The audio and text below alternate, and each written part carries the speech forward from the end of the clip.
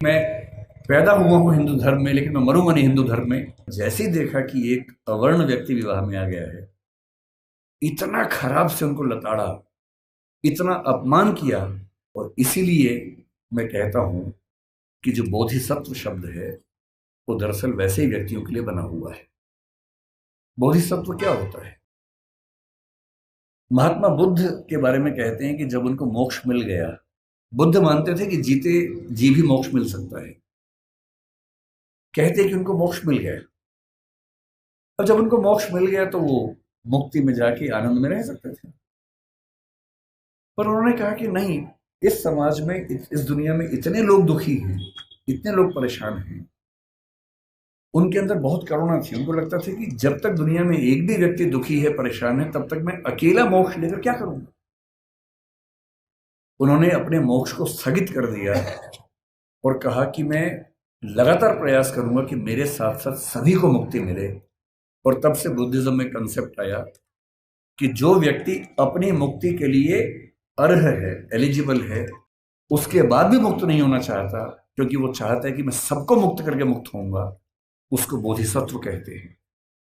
और इस समाज में यदि कोई सच्चा बोधिसत्व हुआ है तो वो डॉक्टर अंबेडकर हैं। इस बात को हमें ईमानदारी से मानना चाहिए।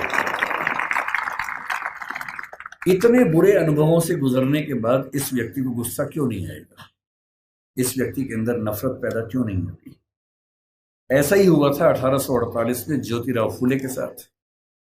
फूले अंग्रेजी माध्यम से पढ़े हुए व्यक्ति थे, और जब पढ़ाई खत्म हुई उनकी 1847 में, 1848 में उनके एक मित्र ने, जो कि उच्च जाति का था, कहा कि मेरी शादी है तो मेरी शादी में आना। इनको भी लगा ठीक है, चलता हूं। उसी शादी में चले गए। उस शादी में वो गए, और दूल्हे के माता पिता ने जैसे ही देखा कि एक अवर्ण व्यक्ति विवाह में आ गया है, इतना खराब से उनको लताड़ा, इतना अपमान किया। और ज्योतिराव फूले कहते हैं कि वही मेरा टर्निंग पॉइंट था। मुझे इस अपमान और इस जिल्लत से सिर्फ खुद को नहीं, अपने समाज के हर व्यक्ति को बाहर निकालना था। और इसलिए 1848 में उन्होंने पहली बार लड़कियों का स्कूल खोला, अपनी पत्नी को पढ़ाया, देश के इतिहास में पहली बार लड़कियों की पढ़ाई लिखाई की व्यवस्था की।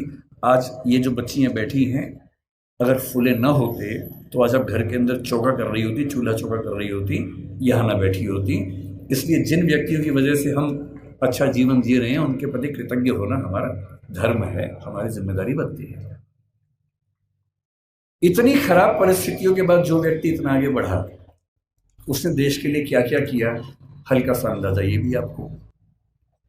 जो लोग कहते हैं कि उन्होंने केवल दलित समाज पर कल्याण किया, वो बहुत छोटी बात कहते हैं। वो तो किया ही। उन्होंने महाड़ सत्याग्रह किया, उन्होंने पानी के लेकर खूब सत्याग्रह किया, मंदिर प्रवेश को लेकर सत्याग्रह किया। जब उनको लग गया कि सबसे बात नहीं बनेगी, वो नाराज भी हुए। 1927 में उन्होंने मनुस्मृति दहन किया। 1935 में येवला में घोषणा की कि मैं पैदा हुआ हूं हिंदू धर्म में, लेकिन मैं मरूंगा नहीं हिंदू धर्म में। महात्मा गांधी ने उनसे निवेदन किया कि ऐसा ना करें। उसके बाद 21 साल तक वेट किया, ताकि समाज अगर बदल सके तो मुझे इतना बड़ा स्टेप ना लेना पड़े। और 1956 में जब उनको लग गया कि मेरी मृत्यु नजदीक है और मैं अपने समुदाय को संशय में, दुविधा में न छोड़ के जाऊं, तो अपनी मृत्यु से केवल 1.5 महीना पहले 14 अक्टूबर के दिन उन्होंने बौद्ध धर्म को अपना लिया। ये तो एक पक्ष है उनके जीवन का, जो दलित समाज या अछूत समुदाय को मुख्य धारा में लाने के लिए उन्होंने किया। उनके जीवन का उससे बड़ा पक्ष जो मेरी नजर में है, वो महिलाओं के बारे में है।